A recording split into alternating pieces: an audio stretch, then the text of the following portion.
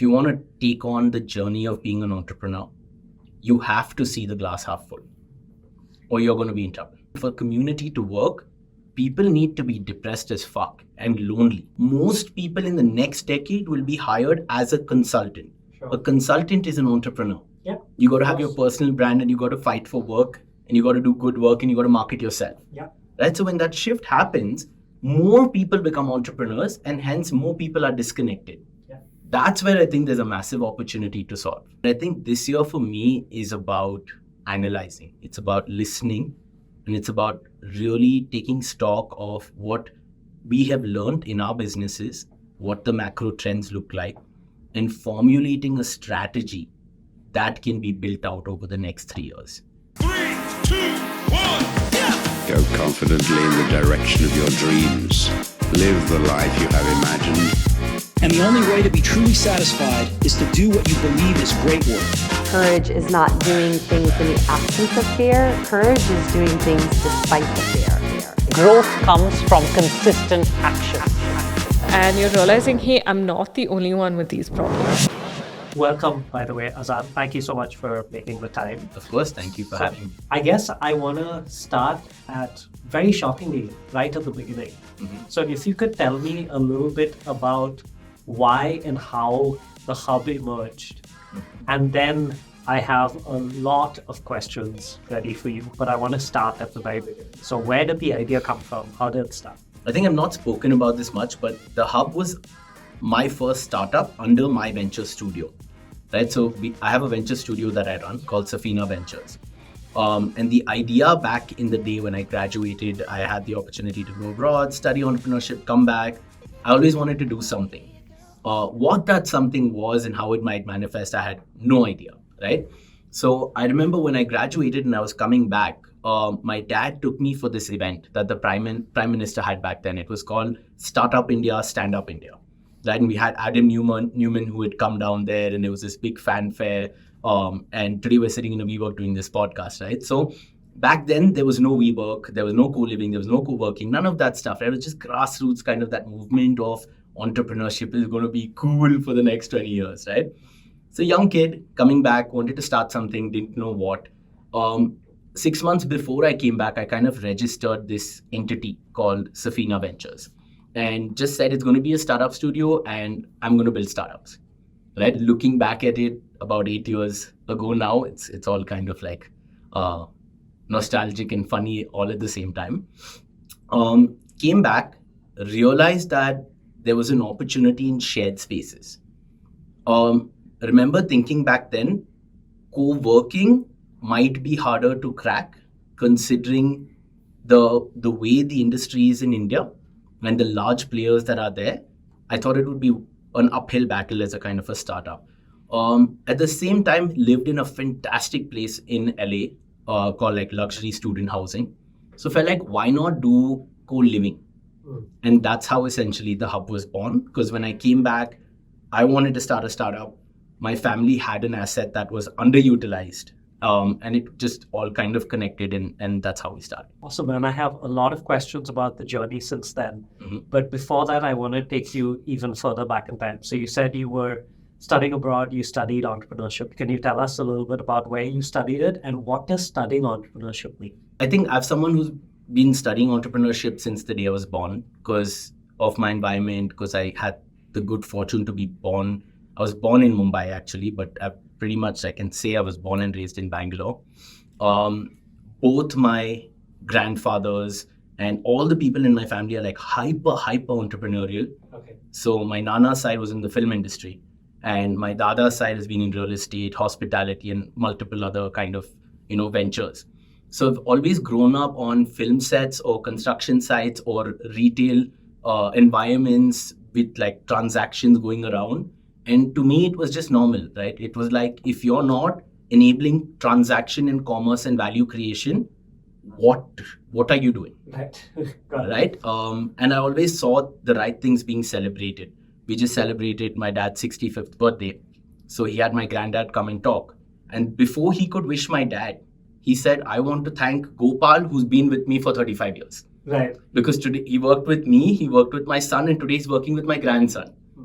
right? So the right things in the environment were kind of highlighted upon, which I guess subconsciously I picked up on, and just made me feel like, let me see how I can build on the legacy that has been created by my forefathers, and see what I can do that makes it fun and interesting for me and relevant today. Leverage what they've built, but also make it mine. And I think that's why a class I remember taking and really enjoying was how to operate a startup within a family business. Oh, that was a course. It was a class, right? And it spoke to the complexities of the challenges of running, the opportunities, but also the challenges of operating within a family business.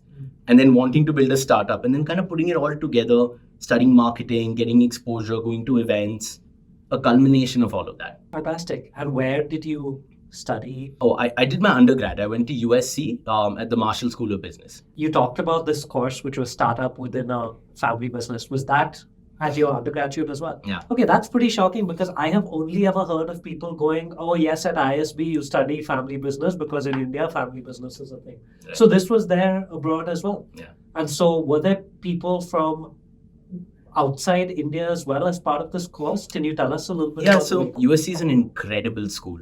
I think it's probably either number one or in the top 3 most diverse student populations of any school in the world.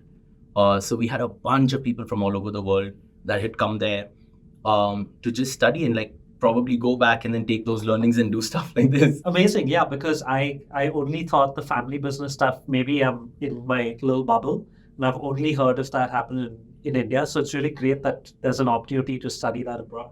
Yeah. You talked about, of course, it being so natural for you to get into the startup world, and it's all you ever knew, though, of course, you had the option to get out of film sets. So I don't know how you're thinking about that. I guess I want to explore the challenging side of it as well. So you mentioned that it talked about the challenges. So since you've started, or maybe just at the beginning, what did you find the most challenging about setting your own venture up within like the family business? I know the opportunity was huge and we'll talk about all that good stuff.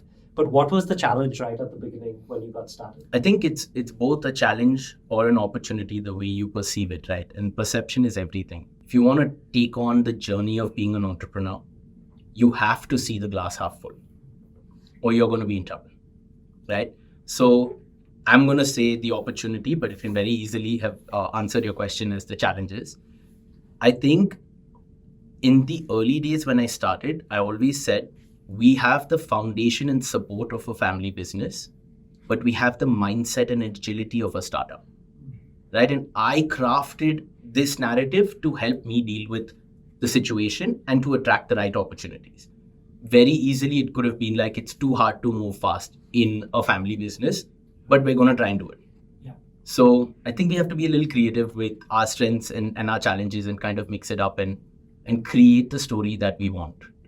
Direct. How long has it been since you started the Safina Ventures? About 7.5 years now. Over those 7.5 years, do you find any of that optimism jaded, or does it feel tough to keep that sense of optimism going, or is it there in all its abundance? Oh, hell yeah. The last 3 months, I'm very pessimistic. I think even in that, though, I feel blessed because there's a plethora of stuff as an entrepreneur I'm involved in, which is it's so interestingly differentiated that I can't possibly get bored.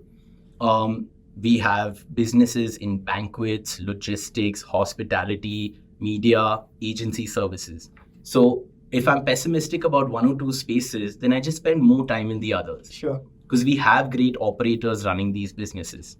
So I think for me, that's how I kind of cheat and navigate between passion and like pessimism and optimism to kind of be mood driven, be excited, but about the things that are situationally trending. That makes all the sense in the world, because I feel every entrepreneur has to have their way of navigating through those tough times, right? Whatever that is. And so you see whatever opportunities you have at the time to help distract yourself sometimes from the tough stuff that's happening. So it's great that you have that opportunity.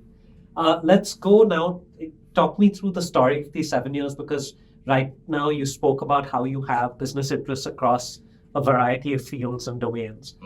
Talk to me about how you got from one sort of interest to a second and a third, because a lot of entrepreneurs talk about not just running one business is hard, but they'll talk to you about, I've got this one customer or this one client or this one product, and you don't understand 90% of my attention is on them. And though that might be real for them at that moment, I want them to get an idea that there is a different way of looking at things. So can you talk to me a little bit about how you evolved from one thing to two to three to four? Entrepreneurship is a very personal journey. And the more I reflect on my path, the more I understand and notice my personality traits in my journey and in my companies and in my projects that I'm doing. I used to describe myself as a hyperactive founder trying to find his purpose. Right? And at least in my last 7 years of entrepreneurship, I wanted to try a lot of stuff. I just did my undergrad. This was my MBA, right? So people study for another 7 years, right? If you did your MBA and your PhD, this was me doing that while creating funnels, revenue streams, sales strategies, understanding customer pain points across a bunch of industries. So I feel like I'm 30 today and I have more knowledge of how each industry and business operates with the pros and cons and the challenges and what happens when you don't diversify your customer base in an agency versus if you don't innovate on format in media or you try to think you can, price is not important in the wedding industry. I have that knowledge SOP'd and processed, ready to deploy for a venture that I might want to scale my current ventures or to help clients and consult with them. Right? So I always looked at it as a learning opportunity and discounted a lot of the other things that I could over focus on or kind of obsess over simply because it was an education. Where do you think you are in your education journey right now, right? Are we on year 7 of an unending MBA or how are you perceiving it? That's a good point. I feel like as long as the MBA is paying you to learn, why not keep learning, right? And the way I've always set an internal kind of criteria or rule in my head is I need to figure out a way to earn while learning. Okay. It can't be a drain. And then whenever I feel like we have the right team, the right market conditions, the right situation overall, then I think all this experience will point me and my team in the direction of where to scale and how to scale. And I think I've spent a lot of time over the last few months trying to figure out what that might look like now. But I feel like you can't pinpoint and say, we're going to do that now. I think it happens more organically. Sure. And you kind of have to react to your learnings rather than kind of set a date and try to, go to market. You talked a little bit about, and you mentioned the team you've had, the team you have in place now. You talked about how you have great operators across those different businesses. And I think one of the things that I've definitely seen, with you on LinkedIn and stuff like that, is you really celebrating your team, which I think is fantastic, right? Because you make that in the forefront. But I want to go a couple of steps before celebrating a team member. And a challenge a lot of entrepreneurs have is finding the right team members, the type of people you can trust. So can you talk to me about what is your MO or your instinct on when you're looking for talent and looking for people within your business? What are the types of things you're looking for? How do you go about growing your team and finding and recruiting the right talent? Right? I think different founders are blessed with different skill sets. And the skill set that has always paid dividends to me is storytelling, right? If I ever want to do something, I first start talking about it. And that's the thing I can control, right? I start what you would say manifesting it, right? So if I start creating content about it, either through a distribution channel we own or through my personal brand, it kind of really helps accelerate the journey from idea to MVP. Because you attract the right employees, partners, clients that are like, hey, that's interesting. We should probably talk. And in the simplest way, that's what has really worked at scale repeatedly and helped me do so many different things in such a short span of time. So if I'm understanding that right at a tactical level, in terms of how it manifests itself, is it you tell the story across different platforms, whether that's LinkedIn or at a dinner party, whichever, route you go down, and then people come in, do you ask them to tell you if they're interested and then the process just starts organically? They sort of come to you. Is that what happens right now? Why I said leveraging good storytelling is because maybe it's not as simple as that, right? good storytelling means having a clear CTA, not just when you're selling a product or a course or a physical item, right? But also when you're selling your vision as a founder. You have to say, I'm looking for this person to build this with me because of this. Sure. So I think that journey also helped me get good at that. Not just saying, I wish I could do that, I want to do that, Right. but I am going to do that. And I'm looking for this person so that I can get there. I think that attracts the right set of people to you because they know what you want, why you want it, how they can help. And I'm guessing they come to you as well with a very specific, hey, I can help because of X, Y, and Z, or whatever Right. you call them. And so let's say now you've got a bunch of people who are excited to build with you. What are a couple of, do you have any non-negotiables you think about when you're looking to hire people, or as I guess people more commonly call them, like red flags, green flags? Are there certain indicators that you feel are standard across all types of roles, or do you think it completely depends depending on the role and the type? For me personally, I want to be an entrepreneur not because I have to, but because I want to. I want to make an impact with the work that I do, the work that I create in my life. And I think that's slightly differentiated because I come from privilege. What I do has to matter for it to feel good to me. And I look for that in people because different people are driven by different things.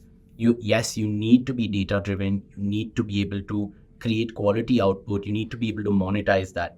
But then there's also in all our work, in any of the brands we create, there's an impact component that's woven in, whether you can see it or not, right? Where we actually help make things a little better for the space we're in. And I think that is something that's common across the board if someone has to join our team and stay. What's the makeup of the team right now, just to give us a lay of the land of how, the Safina Ventures operates right now, what people it takes to operate it? So essentially we have three verticals within Safina Ventures. We have our hospitality team. They take care of our shared spaces. So we have co-living, co-working, events, and studios, right? Then we have our media vertical. There, essentially, we're building distribution across multiple media assets where I think last year we reached about 250 million Indians across these media assets that we're building and creating content for every day. And then we have our creative agency. I think that team is the biggest because that's very client servicing. Right. And we're working with really cool, interesting brands from some of the biggest VCs and brands in the country, all the way down to a first-time entrepreneur that's just looking to go to market and kind of start. Okay. So I would say our agency team is probably the largest, then the hospitality team, and the team that makes the most noise, our media team, is probably the smallest. Okay, got it. Yeah. And you would expect them to, right? The media team should be, I guess. Now that you have these teams and you talked about when things get challenging, you focus on what's fun and that's how you navigate it.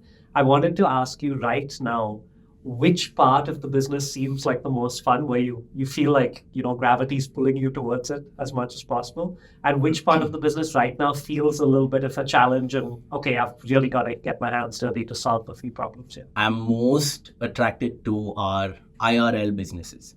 So anything tangible, physical, in real life, hospitality, co-living, we're reimagining our kind of 7-year-old The Hub into kind of a social members club, right? Where it's not just transactional, but rather this entire offline community. I think is going to be a massive trend over the next decade, keeping all things in mind with AI, what's happening, the disruptions, how EdTech 3.0 is going to go. So I'm most interested and I have most fun over there, bringing people together. I also think that everything we do with content is just a means to an end to connecting people. So pre-COVID, our company, our core ethos was connecting people offline. In the last 3 years, we went hyper connecting people online. Yeah. And it's just like nature taking its course that we're trying to leverage all that content connection to bring people again back offline. And so that's what you're enjoying the most. I want to know what you're finding the most challenging. Operationally, there are lots of challenging things if you're trying to do many things because you're trying to constantly keep updating 7 SOPs in 7 industries that are getting highly disrupted because everything's getting disrupted today.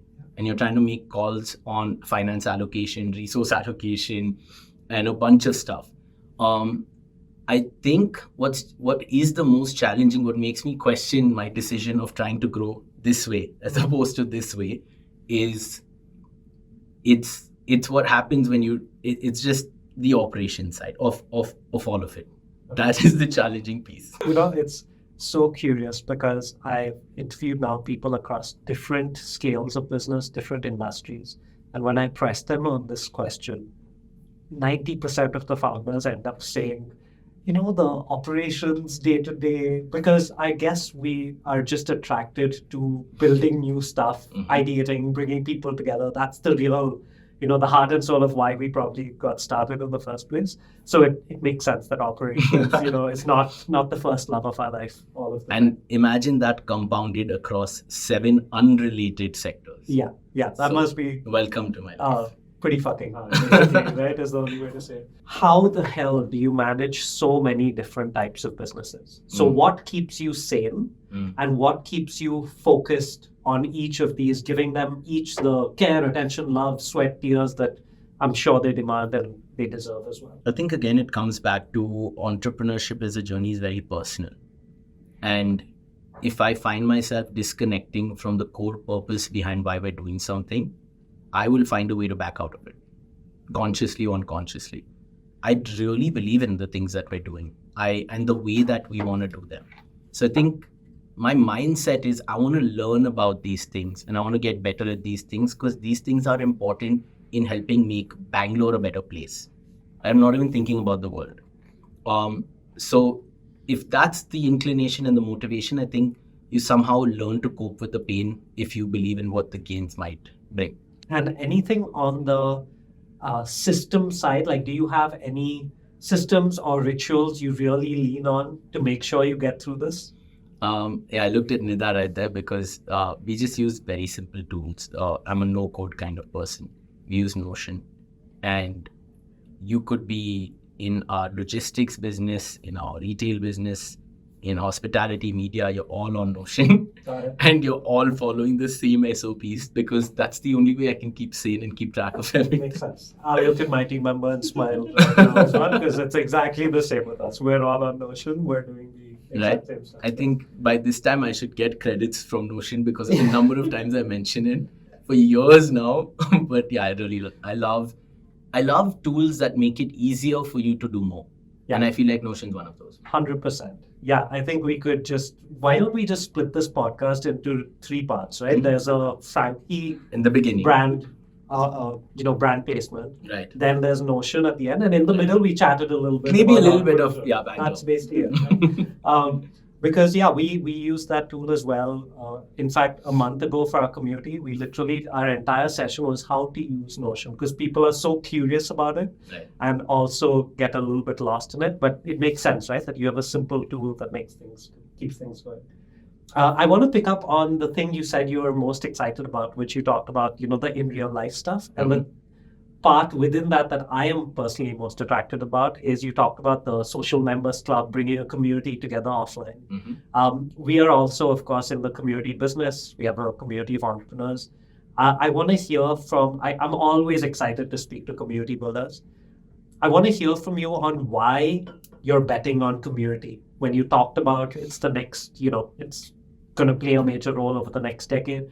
Why are you betting on community? From a macro perspective in terms of trends, but also to you, what does community really mean to you? This is where it gets dark. Okay, let's go. I think when you say community, you often think of bubbly, connecting people, happy, socializing, and collaborations, fundraising, networking, all of that, right? I look at it as kind of like that may be the outcome. But for that to happen and for community to work, people need to be depressed as fuck and lonely. Okay. Right? And when I see trends and what's happening with our team, with our audience, with my parents' generation,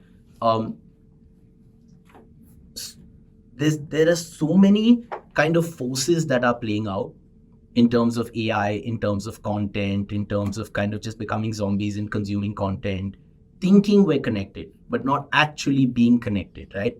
If you look at the mental health crisis that's happened, the consequences of that are far more significant than the pandemic that we just coped with, right?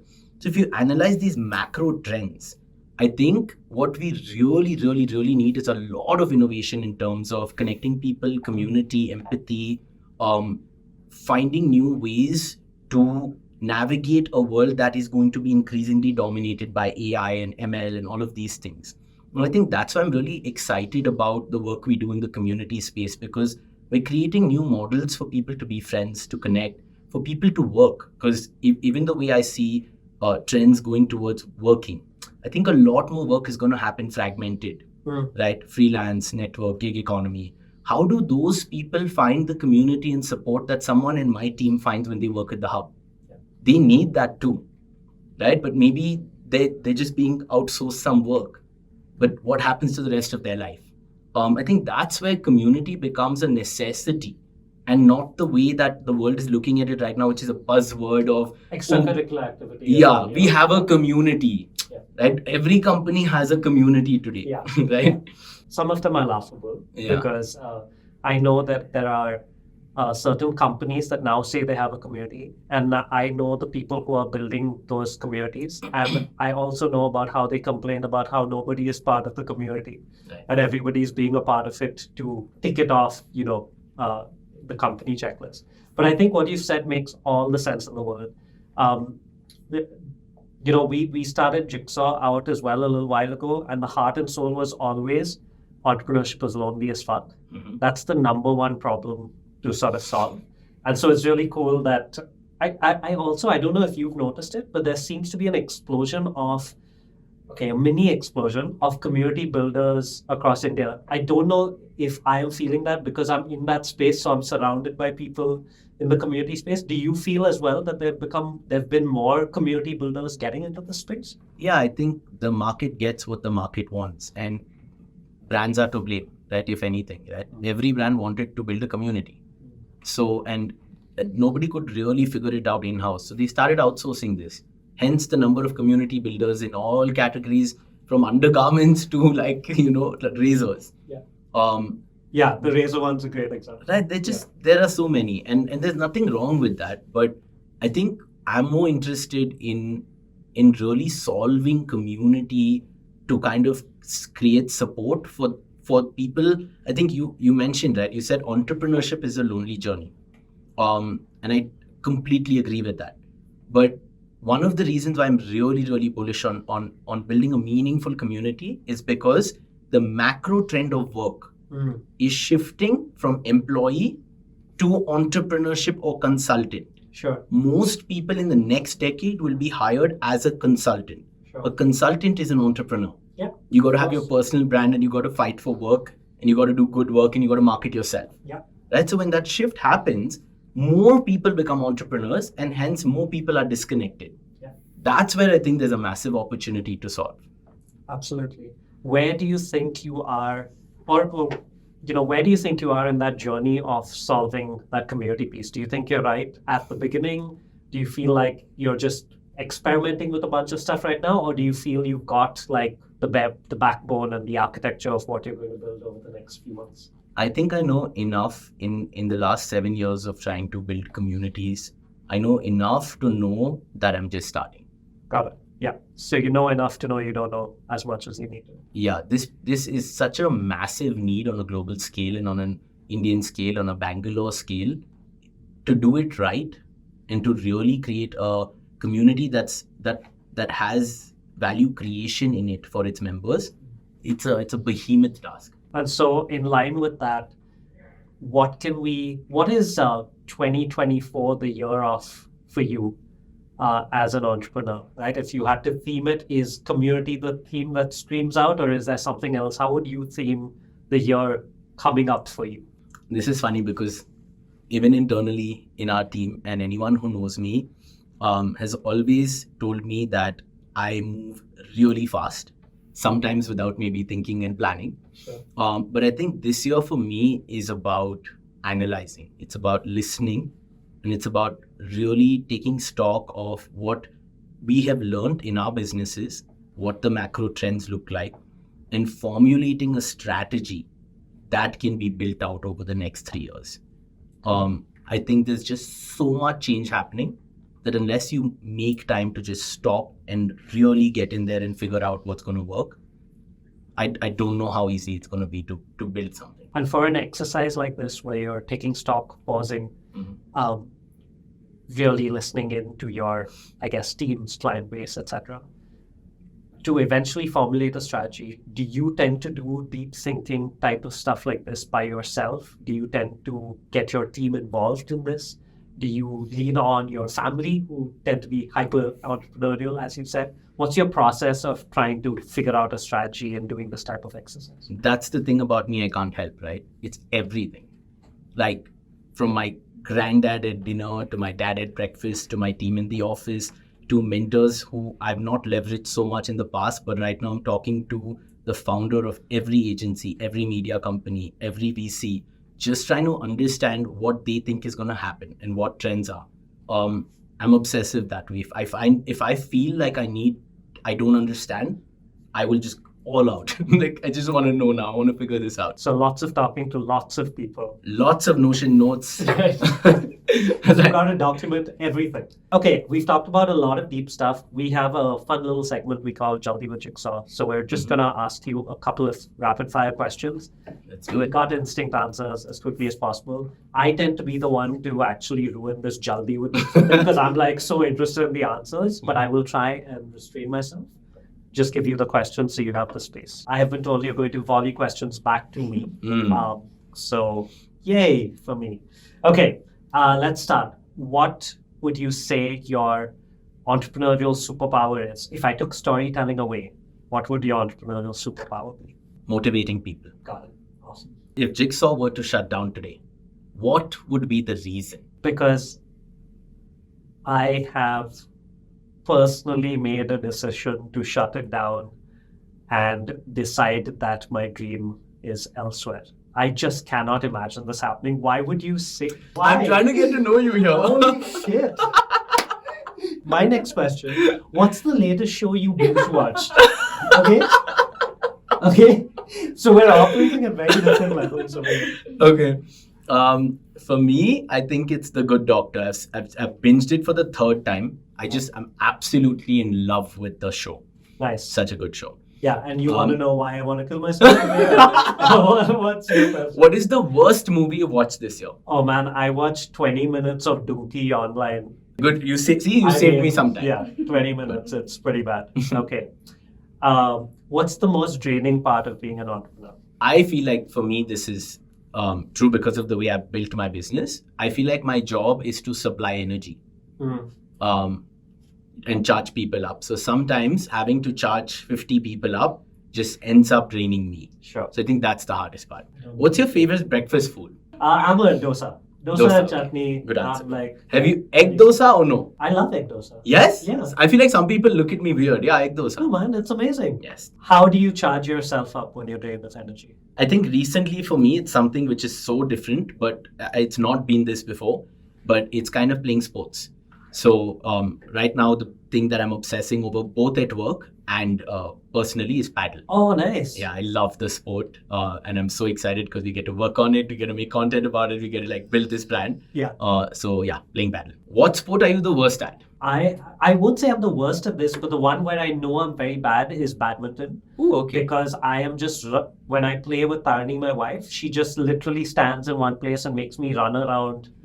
And I'm actually trying to compete. I'm pretty competitive. Even I'm pretty bad at baddie, so that makes me feel good. Thank you. How do you want to be remembered? For making an impact across everything that, anything that I try to build, for making an impact by innovating, by creating newer models of value creation and value distribution. What startup would you be doing, assuming you're not building what you're building? What would you be very excited to build over the next 3 years? I want to build a business that guides people through their gap years. So first year after graduating college, I want to design structured gap years that have a whole lot of fun and creativity, but actually get you to learn about yourself, learn about what you want to explore, etc., and not just be this random thing that you do and then sit around going, okay, now what do I do next? I would love to do that. I love that. Follow-up question. Would you be open to having a co-founder if you ever build that?